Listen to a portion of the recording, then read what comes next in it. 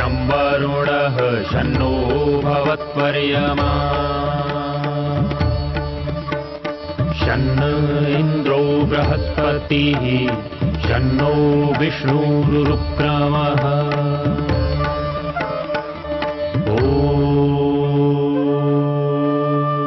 शान्ति शान्ति शान्तिः।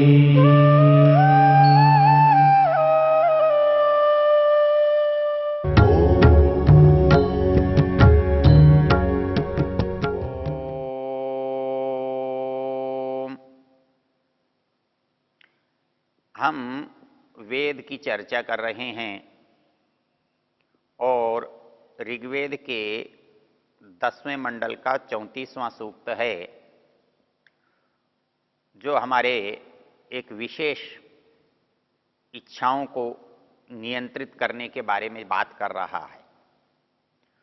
चर्चा करते हुए पिछले संदर्भ में हमने देखा था कि जब हम अपनी इच्छाओं के अनुसार उसे अच्छा या बुरा सिद्ध करने की चेष्टा करते हैं तो हमें एक बात जाननी होती है कि हम कहाँ खड़े हैं, उसके अनुसार अच्छा और बुरा होगा, अच्छे और बुरे के अनुसार हम नहीं होंगे।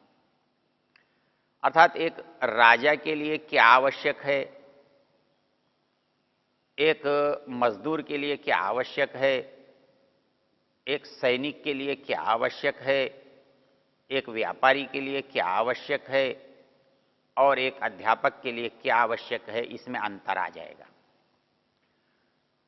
अर्थात जब एक सामान्य व्यक्ति जिसे हम शूद्र कोटि में रखते हैं, हम उससे ये अपेक्षा करें कि वो बहुत सच बोलेगा, धर्म का आचरण करेगा, कर सकता है, लेकिन उसकी एक सीमा है। एक उसकी विवशता भी हो सकती है, उसकी अयोग्यता भी हो सकती है। अर्थात वो इस विवेक को जानता ही नहीं, क्या सच है, क्या झूठ है, क्या अच्छा है, क्या बुरा है। उसके लिए सबसे बड़ी समस्या अपने जीवन की है, रोटी की है, आजीविका की है।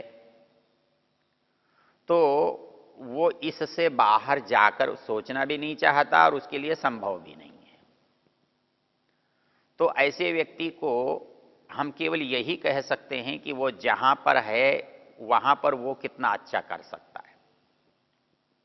ऋषि दयानंद के जीवन में एक रोचक घटना आती है। वहां एक धुनका, जिसे रुई धुनने वाला कहते हैं, ऋषि दयानंद के पास पहुंचा और उसने कहा, महाराज मुझे कुछ धर्म का उपदेश दो, मुझे कोई स्वर्ग का रास्ता बताओ, कोई पुण्य की बात बताओ। तो स्वामी जी ने उसे कोई बहुत बड़ा वेद का उपदेश नहीं दिया या वेद का मंत्र नहीं सुनाया। उन्होंने कहा कि जितनी रुई तुम ग्राहक से लेते हो उसी अनुपात से उसको लौटा दो। यही तुम्हारा सबसे बड़ा धर्म और सबसे बड़ा पुण्य है, इसी से तुम्हें स्वर्ग मिलेगा। तो नियम क्या बना कि जहां जिस परिस्थिति में जो व्यक्ति है वहां उसे अच्छा क्या कर सकता है, क्या करना चाहिए।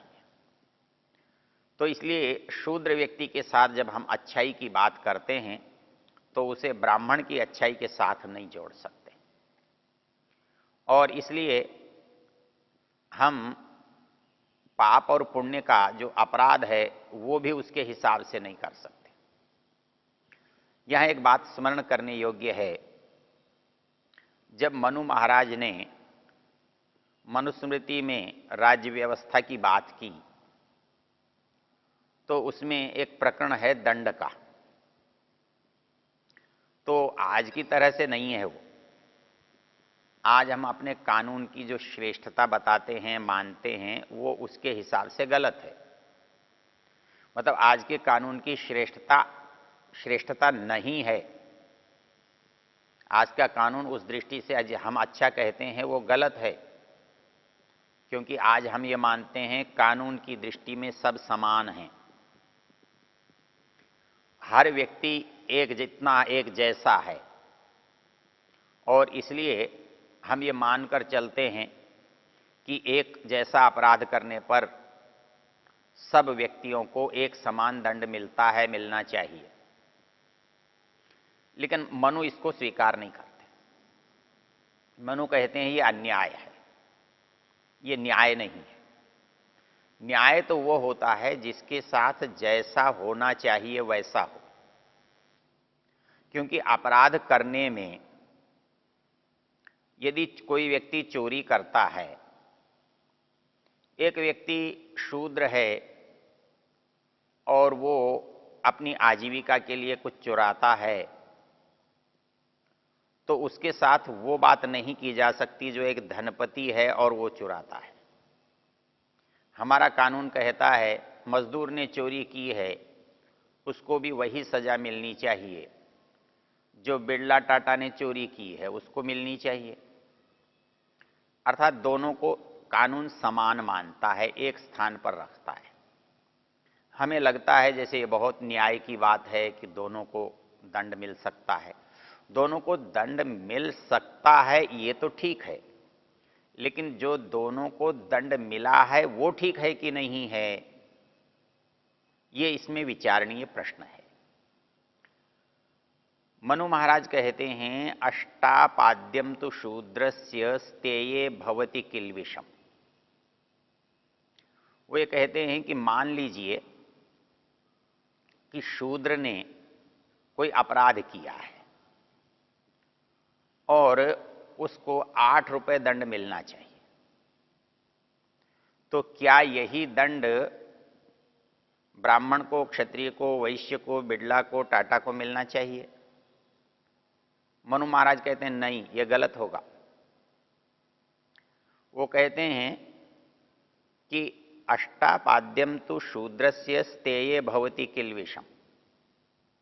यदि चोरी का पाप कोई शूद्र करता है तो उसे 8 दंड मिला।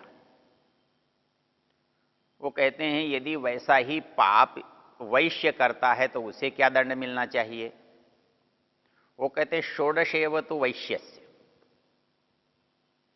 यदि वही अपराध वैश्य करता है तो उसे 16 दुगना मिलना चाहिए। अर्थात जो वैश्य को 8 रुपए मिला तो वैश्य को 16 रुपए दंड मिलना चाहिए, दुगना दंड मिलना चाहिए। और इतना ही नहीं, वो कहते हैं द्वात्रिंशत् क्षत्रियस्य तु। और जो क्षत्रिय है, जो व्यवस्थापक है, जो पद पर है, जिसका उत्तरदायित्व है, यदि ऐसा व्यक्ति वैसा अपराध करता है तो कहते हैं उसको 16 दूना 32 रुपए का दंड मिलना चाहिए। अर्थात शूद्र से 4 गुना अधिक। और इसी क्रम में चतुष्षष्टि ब्राह्मणस्य, और ब्राह्मण को 64 मिलना चाहिए। अर्थात 8 शूद्र को, 16 वैश्य को, 32 क्षत्रिय को और 64 ब्राह्मण को। और इतना ही नहीं, शतम वापि पूर्णम भवेत। ब्राह्मण को 100 रुपए का दंड होना चाहिए यदि शूद्र को 8 रुपए का दंड होता है।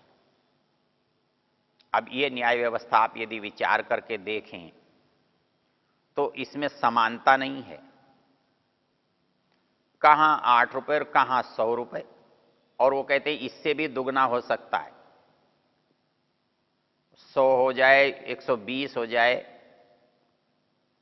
तो यदि इतना बड़ा दंड दिया है तो आप इसे अन्याय कहेंगे आज के कानून में। लेकिन मनु कहते हैं ये न्याय है, क्योंकि दंड जो है काम पर नहीं दिया जा रहा है, काम के इरादे पर दिया जा रहा है, काम के विचार पर दिया जा रहा है, अभिप्राय पर दिया जा रहा है। शूद्र का अभिप्राय बड़ा हो ही नहीं सकता। वो केवल अपने लिए कोई बात करेगा, व्यक्तिगत जीवन के लिए करेगा, भूख प्यास से जुड़ा होकर करेगा, छोटे लोभ के लिए करेगा। लेकिन जो व्यक्ति जितना शिक्षित है उसका सोच का दायरा जो है वो उतना ही बड़ा होता है। इसलिए उसकी क्रिया जो है वो बड़े पाप को जन्म देने वाली होती है। उसका विचार वही होने पर भी बड़े क्षेत्र को प्रभावित करता है। इसलिए मनु महाराज कहते हैं कि यदि शूद्र के लिए 8 पण दंड है तो वो क्षत्रिय वैश्य के लिए 16 होना चाहिए। और उसके अतिरिक्त तो जो जिम्मेदार है, जिसका दूसरों पर प्रभाव पड़ता है, जिसका शासन चलता है, जिसका आदेश चलता है, ऐसा व्यक्ति यदि गलत करता है तो उसको तो और भी अधिक दंड मिलना चाहिए, 32 होना चाहिए, दुगने से भी चौगुना होना चाहिए। तो ये कहता है कि और ब्राह्मण क्योंकि सबसे समझदार है, सबसे अधिक बुद्धिमान है, सबसे अधिक सम्माननीय है, सबसे अधिक आदर उसे दिया जाता है, इसलिए ऐसा व्यक्ति दंड का भी उतना ही बड़ा भागी है। अब इसमें दोनों चीजें समझने की हैं। समझने की क्या है, हम सोचते हैं उसको दंड ज्यादा दिया गया, पर एक बात हम भूल जाते हैं, उसे सम्मान भी तो अधिक दिया जाता है। एक मजदूर को तो मजदूरी जो देते हो 100 रुपए देते हो, लेकिन एक वैश्य जो है वो कमाता है तो 1000 10,000 रुपए कमाता है, एक अपराध करके 1000 लाख रुपए कमाता है। तो जिसने 100 रुपए कमाए अपराध करके 200 कमा लिए, उसको जो दंड होगा तो उसको वही दंड नहीं हो सकता जिसने वो इतना ही अपराध करके 1000 10,000 रुपए लाख रुपए कमा लिए। इसी तरह जो क्षत्रिय है वो उसने जो अपराध किया है वो कितनों को प्रभावित करता है। एक गलत आदेश जो है, एक अपराधी को छोड़ना जो है, एक अच्छे व्यक्ति के साथ अन्याय करना कितने लोगों को प्रभावित करता है, इसलिए उसका दंड उतना ही अधिक होना चाहिए। और ब्राह्मण सबसे समझदार माना गया, सबसे अधिक सम्माननीय माना गया है। जो सबसे अधिक सम्माननीय है इसलिए उसको दंड भी सबसे अधिक मिलता है। राजा को सबसे अधिक दंड का विधान दिया गया है क्योंकि वो सबको दंड देता है। जो सबको दंड देता है यदि वो गलत दंड देता है तो उस पर कितना दंड होना चाहिए, न्याय ये विचार करता है। तो यहां पर हमारी जो समझने की बात है कि व्यक्ति जो काम कर रहा है उसके साथ केवल कार्य नहीं, कार्य की परिस्थिति पर भी विचार होना चाहिए। कार्य करने वाले व्यक्ति ही नहीं, व्यक्ति की योग्यता, गुण, दोष, विचार, इरादे पर भी विचार होना चाहिए। और यदि ऐसा विचार होता है तब हम ठीक न्याय कर सकते हैं। क्योंकि हम यदि योग्य हैं, समझदार हैं, तो हम बड़े अपराधी बनते हैं। तो इस दृष्टि से मनु महाराज ने जो बात कही है वो भले ही आज के न्याय की दृष्टि से संगत न हो पर उचित वही है। और इसलिए हम न्याय में भी इस बात को देखते हैं कि परिस्थिति क्या है, उसकी योग्यता क्या है, उसकी मजबूरी है या इच्छा है। आप जानते हैं कि फांसी का जो दंड है उसमें भी 2 भेद होते हैं। मृत्यु का जो दंड है उसमें भी 2 भेद होते हैं। एक मृत्यु मैं किसी की करता हूं तो सोच समझ के करता हूं, इसके लिए कहा गया है इरादे से करता हूं, इरादतन करता हूं। मुझे किसी की हत्या करनी है, मुझे उसे जान से मारना है, ऐसी योजना बनाकर मैं किसी को जान से मार देता हूं। और एक लड़ते हुए किसी की खोपड़ी में कहीं मुक्का ऐसे स्थान पर लग गया कि वो मर गया। वहां मारना मेरा उद्देश्य नहीं था, मेरा विचार नहीं था, मेरा इरादा नहीं था, मेरी योजना नहीं थी। मृत्यु वहां भी हुई जब मैंने विचारपूर्वक किसी की हत्या की, और मृत्यु वहां भी हुई जहां मैंने बिना विचारे किसी की हत्या की, आवेश में किसी की हत्या की। इसलिए यहां दंड बदल जाता है। मुझे फांसी के स्थान पर आजीवन कारावास हो सकता है। हम जब विचारपूर्वक किसी का बुरा करते हैं तो अपराध अलग श्रेणी में आता है, और अकस्मात आवेश में बिना विचारे जब कोई अपराध हमसे हो जाता है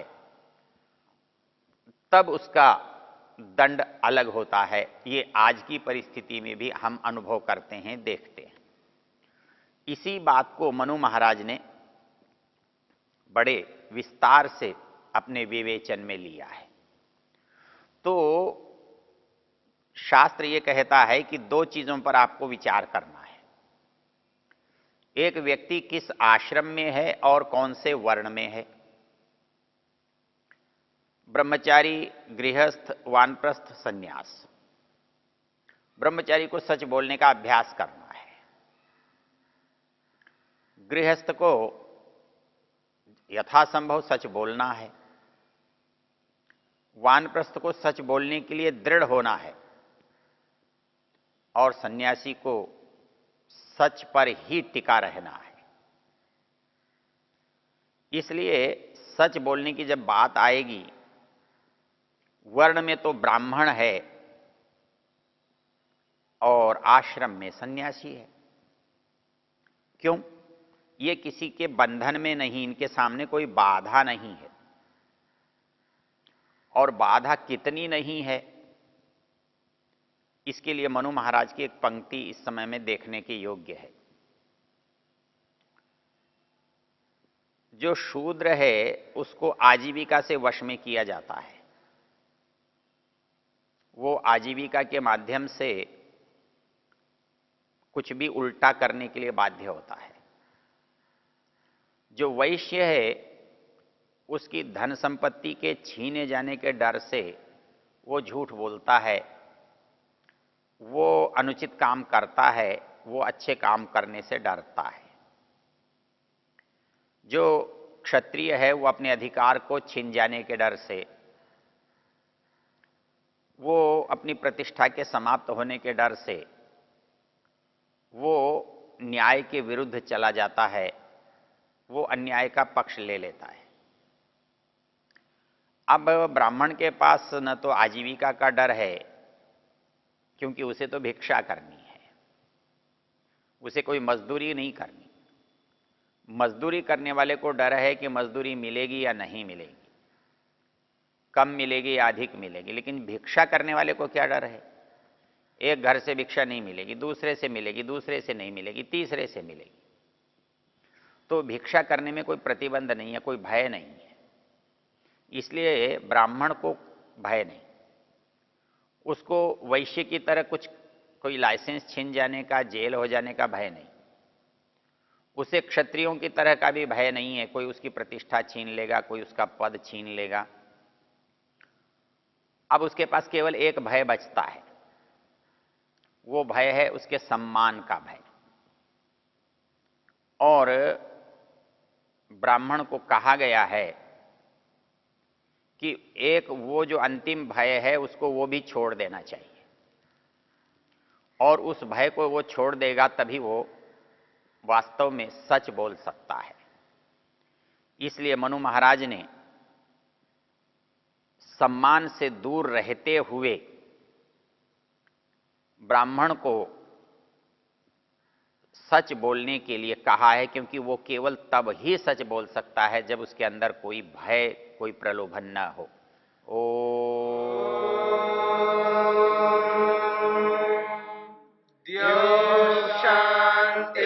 शांतिरंतरिक्षं शांति पृथिवी शांतिरापः शांतिरोषधयः